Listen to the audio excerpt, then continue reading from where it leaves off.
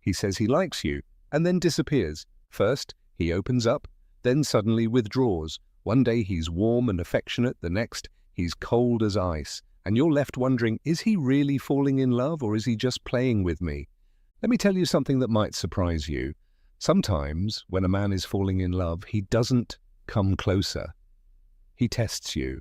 Do you know that feeling when your heart starts to hope, but your gut warns you something isn't right? When his behavior leaves you emotionally drained, yet you feel more drawn to him than ever before? If you're a woman who has loved deeply, experienced heartbreak, and still believes in the power of genuine connection, then this conversation is for you. Today, we lift the veil, how men test you when they're falling in love, and what these tests reveal about him and about you. There's this one moment, quiet, subtle, invisible to the outside world, when a woman realizes she's being tested. Not a grand, dramatic scene. No, the test is almost intimate. Suddenly, he stops calling. His messages become distant, evasive. And you wonder, did I just imagine the connection? In this emotional vacuum, in this psychologically confusing silence, something primal awakens. Am I safe? Am I even wanted? Or am I being emotionally manipulated again? What many don't understand is this. A man in love doesn't always move toward you. Sometimes he withdraws, quietly, almost imperceptibly. Why? Because love is dangerous for him too. It reopens old wounds, stirs buried shame, shakes the image he's carefully built of himself. So he tests, not out of malice, but out of instinct. He triggers your nervous system to see, do you stay grounded even when he doesn't show affection? For a woman who has known trauma bonds or toxic narcissistic dynamics, this test feels like déjà vu. Her inner child, who learned that closeness always comes with uncertainty, wakes up. She doesn't just crave reassurance, she needs it to survive. And here begins the real test, not for him, but for her. Because in that moment when he withdraws, her mind becomes a battlefield. Did I say something wrong? Is he losing interest? Do I need to prove myself again? But what if his silence isn't rejection? What if it's a test of your emotional sovereignty? A woman with self-worth doesn't chase breadcrumbs. She doesn't lose herself in fear every time a man grows quiet. Instead, she stays rooted, not in his attention, but in her own emotional maturity. She knows true feminine energy doesn't try to control the outcome. It creates space for truth to unfold. She doesn't demand closeness to soothe her fear. She stays present, grounded in her own value, and the man, consciously or not, observes. Not your reaction, but your regulation. Can you sit with uncertainty without betraying yourself? Do you choose dignity over desperation? Because here lies the paradox of emotional connection. It's not built through constant reassurance, but through observed resilience. He doesn't test to see if you'll stay. He tests to see if you can stand. And when you do, when you choose stillness over panic, he feels something new, something magnetic, a woman who doesn't beg for closeness, but to whom closeness naturally comes. But the test doesn't end there. The next challenge is quieter and even more intimate. It doesn't come through distance, but through boundaries. The line between affection and control, between flirtation and disrespect, begins to blur. And how you respond becomes the next mirror. You're laughing over dinner. It's playful, flirtatious, light, until it suddenly isn't. He says something, half jokingly, but it hits deep. A jab about your past. A comment about how intimidating you are, or maybe it's physical. His hands linger a moment too long, take a step too far. You feel it. A boundary has been crossed. And suddenly that strange question arises. Was that just a joke or a test? This is the second test of a man in love, often calculated even if he's not aware of it. He wants to know something primal, something every masculine spirit seeks in a woman he might love. Can you protect yourself, even from me? He tests your boundaries not because he's cruel, but because he needs to feel the structure of your value system. Think of it like architecture. A man can't build an emotionally safe home with a woman whose walls collapse under the slightest pressure. He tests, because deep down, he respects what he cannot manipulate. This is where feminine energy is often misunderstood. It isn't passive, it's receptive, yes, but deeply alert. It senses subtle shifts, detects tremors beneath the charm. True feminine energy doesn't fight for control. It simply decides who gains access. And this is where many women, especially those recovering from toxic experiences, stand at an inner crossroads. The longing for connection collides with the need for self-protection. Do you laugh it off to keep the mood light, stay silent so you don't ruin things, or pause, breathe, and set the boundary gracefully? Because it's not about the joke. It's about how quickly you abandon yourself just to keep the peace. It's about the price you pay to maintain harmony when your intuition is screaming. Women who grew up in emotionally unsafe environments often learned setting boundaries leads to punishment, so they stay quiet, out of love. But that silence sends a message: his respect is negotiable. A woman with self-worth understands every moment of discomfort is an opportunity to teach others how to treat her. She doesn't justify, she doesn't shout. She mirrors with calm intensity, "I am not a playground for your emotional projections." And when she does that, when she quietly says, "That doesn't feel right," the energy shifts, the air changes, because suddenly he doesn't just see someone to desire, but someone worth rising for. Yet even after that boundary, a silence lingers, and he wonders, was that real or just performance? And that's why the next test goes deeper. He says little. He just observes. There's hardly anything as confusing as the silence after real vulnerability. One day he calls you magical, tells you how easy it is to talk to you, how special you are, and then he goes quiet.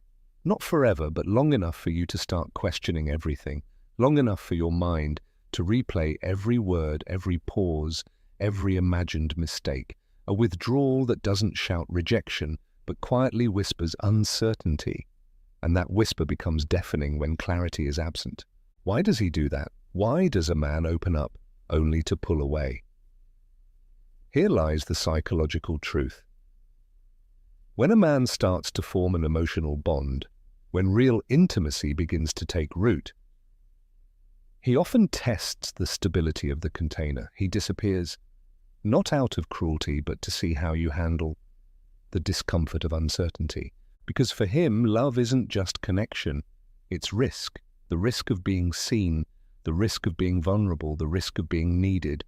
Such withdrawal activates all the abandoned parts in a woman who hasn't fully healed. It touches old wounds, moments when she was ignored, ghosted, or left without explanation. Her nervous system doesn't just register distance, it sounds the alarm. And if she isn't conscious, she starts chasing the connection, filling the silence, trying to fix something that might not even be broken. That's the trap, the psychological trigger. But for a woman grounded in her healed feminine energy, the silence becomes something else, a mirror, a sacred pause. She doesn't rush to fill the void. She is the space, grounded, responsive, still. Not because she doesn't care, but because she knows emotional safety doesn't come from controlling others, but from self-leadership. A man in love wants to know, what do you do when he doesn't feed the connection? Do you crumble, confront, fall back into old patterns of over-adapting? Or do you pause, regulate yourself, and keep living without proving your worth through his presence? He observes your self-control, your ability to remain whole, even when the relationship feels uncertain. And through this observation, something within him begins to shift. He doesn't just feel attraction anymore, he begins to feel safe with you, because a woman who doesn't fall apart in his absence is a woman he can trust with his presence. But safety has many layers, and sometimes the next test doesn't come through absence, but through intimacy. He opens up and quietly, secretly, watches how you respond to his shadows. Because even a strong man, when he loves, fears being truly seen. It shows in the sudden softness of his voice when he talks about his father, when he admits he doesn't feel as confident as everyone thinks, or when he confesses that someone, perhaps before you, hurt him deeply, even broke him. These aren't mere confessions, they're psychological thresholds, little bridges he builds to create emotional connection, while simultaneously fearing that you might judge him, turn away, or pity him. For many men, especially those who've learned to equate vulnerability with weakness, emotional openness feels like standing naked in a storm. The armor doesn't fall to impress you, it falls to test you. He's silently asking, can you hold this without hurting me further? And this is where feminine energy becomes more than softness. It becomes sacred presence, not reactive, not rescuing, but holding, with depth, with strength, with the quiet dignity of a woman who has learned not to flinch in the face of pain, neither her own nor his. But here it gets complicated. If you've spent your life healing others to feel worthy, if your self-image still depends on being needed, his vulnerability becomes a trap. You want to save him, guide him, redeem him, and so you slip from the role of lover into that of therapist. You carry what he must carry himself. And he feels that. He doesn't pull away because he wasn't serious, but because he feels entangled. A woman with high self-worth doesn't drown in a man's wounds. She doesn't inflate herself to become his emotional crutch. She listens deeply. She provides safety, but she stays centered. She doesn't make his pain her project. She allows him to see himself through her acceptance, without losing herself in the process. In this space, something powerful happens. He realizes that love can coexist with boundaries, that emotional safety doesn't mean avoiding conflict. It means taking responsibility without judgment, that he can reveal his darkness without being consumed by it, or by you. Yet now he carries a new tension in his chest. Was that real compassion, or just a performance? Is your empathy constant or conditional? Will you still hold that space when his behavior isn't pleasant anymore? He doesn't ask these questions aloud. He observes. And the next time another man enters the room, or the waiter flirts a moment too long, he says nothing. But inwardly, the next test has already begun. There's a fleeting, almost invisible moment when a man watches how you interact with another man. It might be the barista who lingers, the friend who gives you a too charming compliment, or the co-worker whose name you mention a little too often. And in that moment, his attention isn't on the other man, it's on you. Not because he's insecure, but because he's trying to answer a deeper, instinctive question. Are you faithful, even when you don't have to be? For a man who's truly becoming emotionally attached, especially one who's been betrayed before or raised in unstable emotional environments, trust is never automatic. It has to be earned, not through words alone, but through micro-behaviors, through subtle signals, through patterns that whisper rather than shout. He isn't jealous in a childish way. He's assessing your inner alignment. Where does your attention go when the world flirts with your worth? It's not about possession. It's about orientation. Does your feminine energy attract attention and then calmly return to him? Not out of duty, but out of conscious choice. And here things become even more layered. If you've been shaped by trauma, especially by fear of abandonment, you might unconsciously seek external validation to feel yourself. You flirt without realizing it.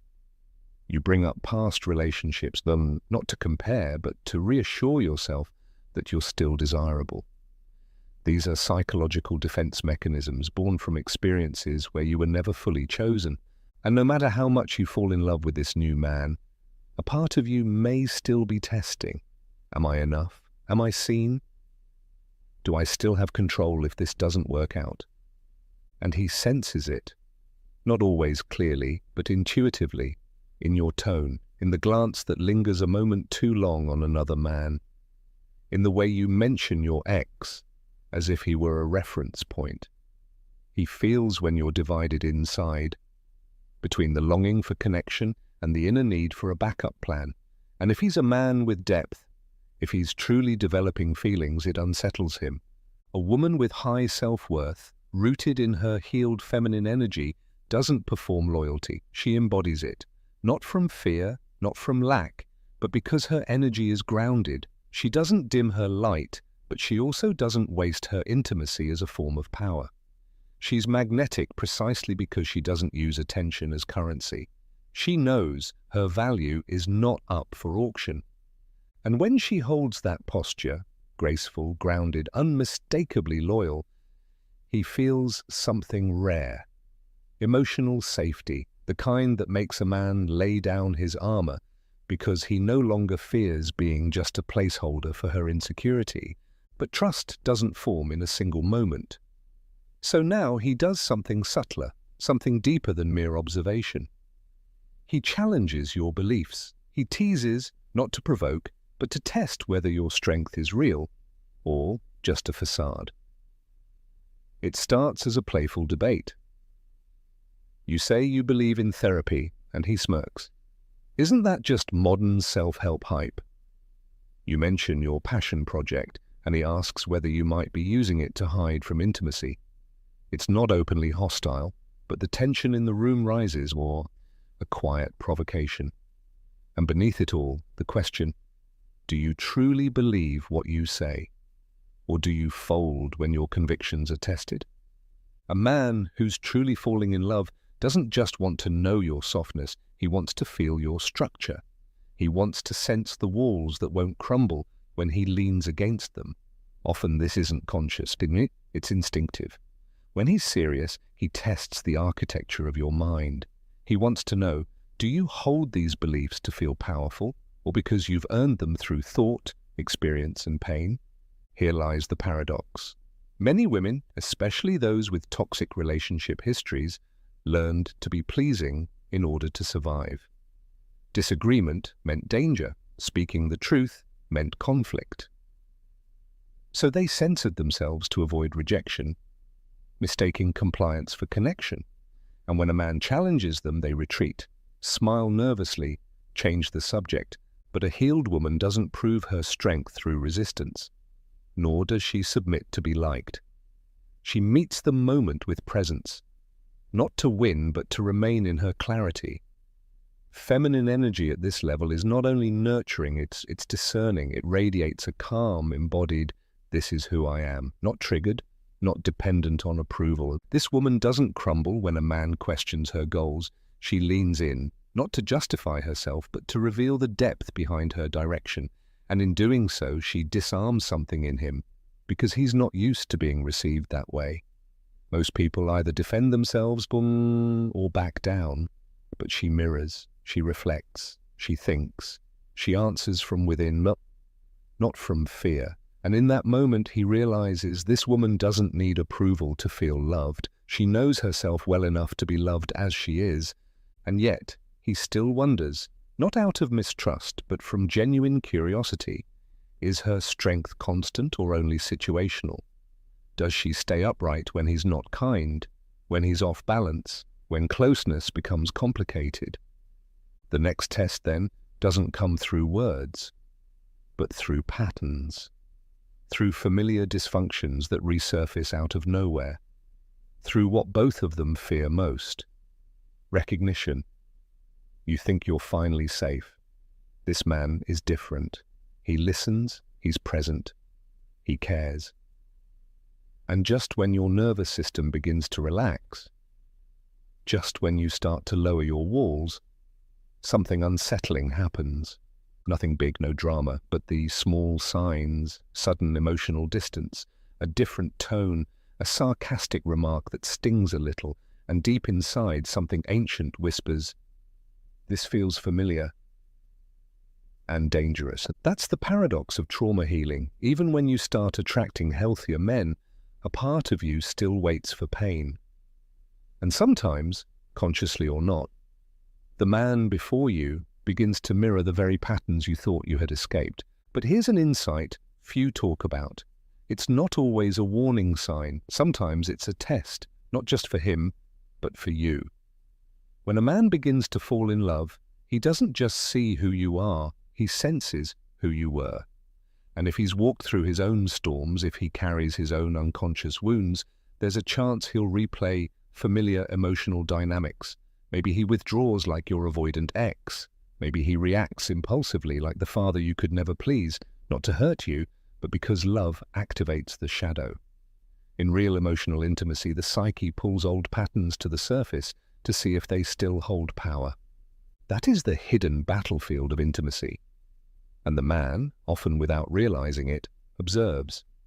How do you respond when he unintentionally becomes a mirror of your past? Do you regress, lose your voice, try to fix, soothe, or save him? It's not a game. It's your nervous system's memory in motion. Even the strongest woman can become that frightened little girl again when the right trigger is hit. But this is where your growth shows, not in perfection, but in awareness. When you notice the old pattern repeating and choose not to replay it, this is what sets a woman of high self-worth apart. Not that she avoids difficult relationships, but that she interrupts the inheritance. She refuses to abandon herself just because someone else does. She names what hurts, without making it the other person's responsibility to fix it. And when she does that, something shifts in him too. He realizes you're not expecting perfection, only presence. And even more, you don't need him to protect you from your past. You've already begun doing that yourself. Yet one final question remains for him. Deep beneath all your strength and self-awareness, is she only strong when she's loved, or can she walk away when love becomes pain? And so, silently, he presses one last time at the edge. Not to see if you'll stay, but to see if you know when it's time to go. There's a certain silence in the room that speaks louder than words. He's there, but not really. The tenderness has dulled. The conversations crumble. The promises have become patterns, and you feel the weight of staying and the cost of leaving. Still, a part of you holds on, not because you can't see the change, but because you hope he'll change back. You ask yourself, is he just confused? Or is this the moment I have to prove I'm enough? That is the last, and perhaps the most brutal, test a man gives, usually without knowing it. He pulls away, not with anger, but with indifference. He stops doing the little things that made you feel seen. And deep inside, he's not waiting out of cruelty. He's observing. Now, will you abandon yourself to hold on to him? This is where so many women break, especially those still healing from narcissistic dynamics where love had to be earned through self-denial. They settle for crumbs and call it patience. They excuse emotional absence and call it compassion. But in truth, it's an identity loss disguised as devotion. In the psychology of love, this moment matters more than any romantic gesture, because here, femininity is tested at its core, not by how much she can give, but by how much loss she can endure without losing herself. Here, the woman of true worth rises not because she's cold, but because she's clear. Feminine energy doesn't just attract, it discerns. She doesn't chase the man who's walking away. She blesses him silently and walks toward the light of her own becoming. And this doesn't come from ego, but from healing, from the sacred remembering that you don't have to bleed to be loved. But even when she leaves, even when she chooses herself, the pain remains, because goodbyes built on hope hurt differently. And the man, if he was ever sincere, feels the shift. He realizes this woman didn't test him with games. She was ready to love him fully, but not ready to lose herself again in the process. And so he's left with the echo of the one woman who neither begged, nor performed, nor punished, but simply walked away when her inner peace was no longer safe in his presence. And that echo doesn't fade, because it wasn't just her leaving, it was proof of her worth, and the silent warning: if he ever wants to keep a woman like her, he'll have to stop testing and start showing up. And that's what I want you to remember. When a man tests you, it's not a game, it's an invitation to rise, to hold your standards, to be the woman you became through all that pain. Tell me in the comments, have you experienced something like this in your life? If this message helped you see things more clearly, give it a like, share it, or subscribe for more empowering insights on healing, self-worth, and feminine strength. And let me know which topics you'd like to see next. I want to hear from you.